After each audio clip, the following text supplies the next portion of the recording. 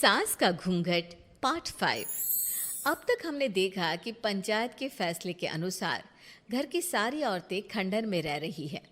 अब देविका के सामने सबसे बड़ी चुनौती ये है कि घर की औरतों को आत्मनिर्भर कैसे बनाया जाए। देविका ये सब सोच ही रही थी कि तभी उसकी नज़र मिट्टी के बर्तनों पर गई। अरे, ये इतने सुंदर सुंदर मिट्टी के बर्तन किसने बनाए हैं? ये बर्तन तो माँ जी और चाची जी ने बनाए हैं। अरे वाह, इतने सुंदर बर्तन तो मैंने आज तक नहीं देखे। माँ जी, चाची जी, आपने ये कहाँ से सीखा? अरे बहू, ये तो हम बचपन से बनाते आ रहे हैं। ये स्टील, पीतल और कांच के बर्तन तो अब चले हैं। पहले तो मिट्टी के बर्तन में ही लोग खाना खाते थे। ठीक है, तो हम दोबारा से मिट्टी के बर्तनों में लोगों को खाना खाना सिखाएंगे। वीना दीदी और सुजाता भाभी, आप दोनों बताओ, आप दोनों को क्या क्या आता है? मुझे तो खाना अच्छा बनाना आता है। बस खाना बनाने के अलावा मैंने कभी कुछ किया ही नहीं। और वीना दीदी, आप बताओ, आपको क्या क्या आता है?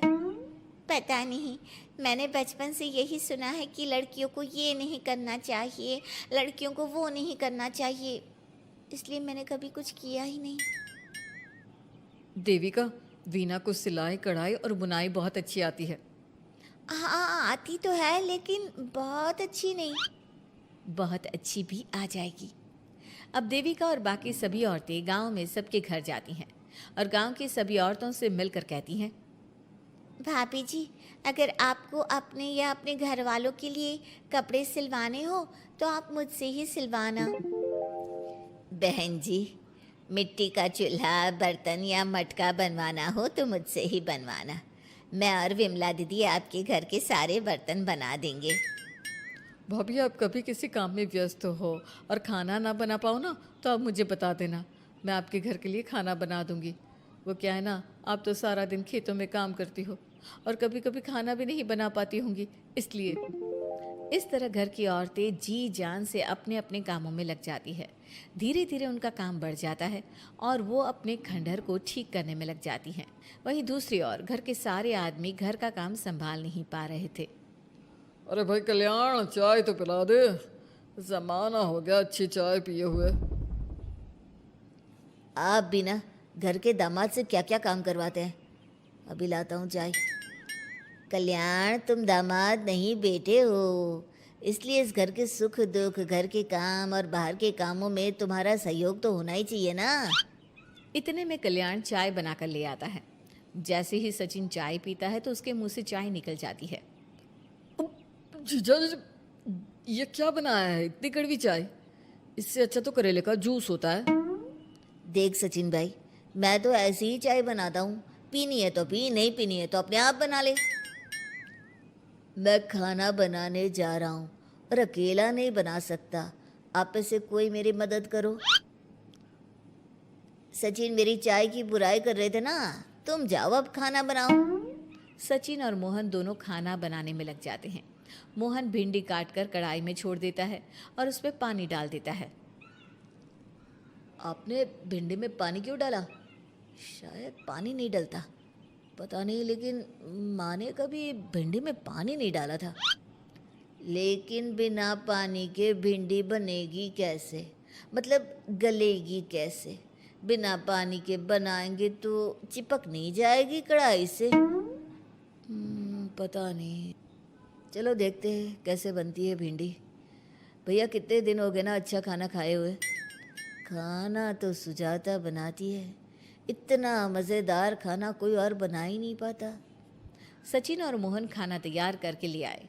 सभी आदमी खाना खाने लगे। खाना बना तो बहुत बुरा था, लेकिन किसी ने बिना कुछ कहे खाना खा लिया। तभी जोगिंदर ने कहा, घर की हालत कितनी बुरी हो रही है, जगह जगह जाले लगे हैं। 2 दिन से तो किसी ने झाड़ू भी नहीं लगाई घर की। हाँ, और घर में गंदे कपड़ों के ढेर लगे हैं। मेरे पास तो यह आखिरी कुर्ता ही बचा है पहनने के लिए। कल्याण, मोहन, तुम किसी नौकर को रख लो ना। हमने 1-2 लोगों से बात की थी नौकर के लिए, लेकिन कोई घर में काम करने के लिए तैयार ही नहीं है। गांव के सभी लोग खेतों में ही मजदूरी कर रहे हैं। घर के सभी आदमी घर के काम में लगे रहते हैं, तो वो अपने खेतों पर भी ध्यान नहीं दे पाते और उन्हें हर महीने आर्थिक रूप से नुकसान उठाना पड़ता है। धीरे धीरे उनके घर की हालत खराब होने लगती है। एक दिन कल्याण सबसे कहता है, घर को तो औरत ही संभाल सकती है, हमारे बस का नहीं है घर संभालना। हमें किसी तरह से उस सब को वापस इस घर में लाना ही होगा। अरे कल्याण बेटा, पंचायत का फैसला था कि औरतें हमसे माफ़ी मांगे, लेकिन उन्होंने माफ़ी नहीं मांगी। अब हम उन्हें बुलाने गए तो उल्टा हमें ही अपनी अपनी पत्नियों से माफ़ी मांगनी पड़ेगी। हमें कोई ऐसा रास्ता निकालना होगा कि वो मजबूर हो जाए हमारे पास आने के लिए। बापू, उन सभी ने अपने अपने काम शुरू कर दिए हैं, क्यों ना हम सबके काम में नुकसान कर दे, इससे वो मजबूर हो जाएंगे हमारे पास आने के लिए। भैया, ये कैसी बात कर रहे हो? इससे वो मजबूर नहीं होंगी बल्कि और भी ज़्यादा गुस्सा हो जाएंगी। मैं तो बोल रहा हूँ शराफत से जाकर माफ़ी मांग लेते हैं। मुझे यकीन है कोई माफ़ करे ना करे, माँ तो ज़रूर हमें माफ़ कर देंगी। नहीं सचिन, अगर हमने माफ़ी मांगी तो ये सारी औरतें हमारे सर पर चढ़कर नाचेंगी। हमें इनके सामने छोटा नहीं होना है। मोहन, कल्याण, तुम दोनों आज से ही काम शुरू कर दो। बस फिर क्या था, घर के सभी आदमी लग गए काम पर। मोहन और कल्याण रात को खंडहर में पहुंचे और उन्होंने सारे मिट्टी के बर्तन तोड़ दिए। उसके बाद वीना ने जो कपड़े तैयार करके रखे थे वो सारे कपड़े उन्होंने फाड़ दिए। सुबह जब घर की औरतों ने ये सब देखा तो परेशान हो गई। अरे, ये सारे बर्तन किसने तोड़ दिए? माँ, किसी ने मेरे सिले हुए कपड़े ही फाड़ दिए। ये हरकत कौन कर सकता है? और कौन करेगा भाभी, ये सब उन आदमियों की हरकत है। जब किसी तरह से हमें झुका नहीं पाए तो हमारे काम बिगाड़कर हमें परेशान कर रहे हैं। सभी औरतें दुगनी तेजी से काम में लग गई। उन्होंने दिन रात मेहनत की और उस खंडहर को महल की तरह बना दिया। उनके काम की तारीफ सुनकर दूर दूर के गांव से लोग आने लगे और उनसे अपना काम करवाने लगे। एक दिन सभी औरतें बैठकर खाना खा रही थी, तभी विमला ने देविका से कहा, देविका, हम कभी सोच भी नहीं सकते थे कि हम अपनी मेहनत से अपने लिए इतना बड़ा और इतना अच्छा घर बना लेंगे। देविका बहू, आज हमें इस बात का एहसास हो रहा है कि हम तो सिर्फ सांस ले रहे थे, जीना तो हमें तुमने सिखाया है। मुझे तो अब भी यकीन नहीं हो रहा कि मेरे पति की पहचान के अलावा भी मेरी कोई पहचान है। गांव के सब लोग मुझे सिर्फ मोहन की पत्नी के रूप में जानते थे, लेकिन अब सारा गांव मुझे जानता है। देविका, मैं कुछ ही दिन में इस गांव में एक अच्छा सा होटल खोलूंगी और मैं एक बुटीक खोलूंगी। मैं यहाँ गांव की लड़कियों के लिए एक स्कूल खोलना चाहती हूँ, यही मेरा सपना है। सभी औरतें खाना खाकर सो जाती है। रात बहुत ज़्यादा हो गई है, लेकिन देविका को नींद नहीं आ रही थी। तभी उसे किसी के कदमों की आवाज़ सुनाई दी। पहले तो देविका थोड़ी डर गई, लेकिन उसने हिम्मत करके उठकर देखा तो उसके सामने सचिन खड़ा था। सचिन, तुम यहाँ क्या कर रहे हो? कहीं तुम मेरा कोई नुकसान तो करने नहीं आए? मेरे पास तो किताबों के अलावा कुछ नहीं है, फाड़ना चाहो तो फाड़ सकते हो।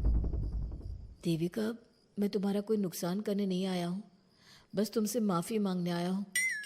क्या? रात के अंधेरे में चोरों की तरह तुम मुझसे माफ़ी मांगने आए हो? प्लीज़ देविका, माँ और चाची को समझाओ कि वो बापू और चाचा जी से माफ़ी मांग ले और तुम सबको लेकर घर आ जाए। सचिन, तुम भी तो अपने बापू और चाचा को अपने साथ ला सकते थे ना, और माँ और चाची से माफ़ी मंगवा सकते थे ना। प्लीज़ देविका, मुझे माफ़ कर दो और घर चलो। कैसे माफ़ कर दूँ सचिन? तुमने मुझे मरने के लिए छोड़ दिया। अगर माँ और चाची हिम्मत करके मुझे अस्पताल ना ले जाती तो आज मैं और मेरा बच्चा जिंदा ना होते। ना तुम मुझे अस्पताल में देखने आए और ना ही अस्पताल से आने के बाद मेरा हाल चाल पूछा। मुझे तो छोड़ो, तुमने अपने बच्चे का चेहरा तक नहीं देखा और तुम मुझसे उम्मीद कर रहे हो कि मैं तुम्हें माफ़ कर दूँ? कभी नहीं सचिन। देखो देविका, हम सबको बहुत नुकसान हो रहा है। घर के काम की वजह से हम बाहर के काम पर ध्यान नहीं दे पा रहे। घर और जिंदगी दोनों अस्त व्यस्त है। वो इसलिए कि तुम सब आदमी संगठित नहीं हो। अपना दिमाग और ऊर्जा हमें परेशान करने में लगा रहे हो, और हम औरतें संगठित हैं। हम अपना दिमाग और ऊर्जा अपनी प्रगति में लगा रहे हैं। इसलिए हमने खंडहर को भी महल की तरह कर दिया और तुम्हारी हवेली खंडहर की तरह लगती है। सचिन देविका से बार बार माफ़ी मांग रहा है। क्या सचिन को अपनी गलती का सच में पछतावा है या फिर ये घर के आदमियों की कोई नई चाल है? ये जानने के लिए आपको हमारे आने वाले एपिसोड का इंतज़ार करना होगा। और हाँ, कमेंट करके हमें ये भी ज़रूर बताइए कि क्या देविका को सचिन को माफ़ कर देना चाहिए? क्या उसे सब कुछ भूल कर सचिन के साथ अपना घर बसाना चाहिए या फिर सचिन को भूल जाना चाहिए?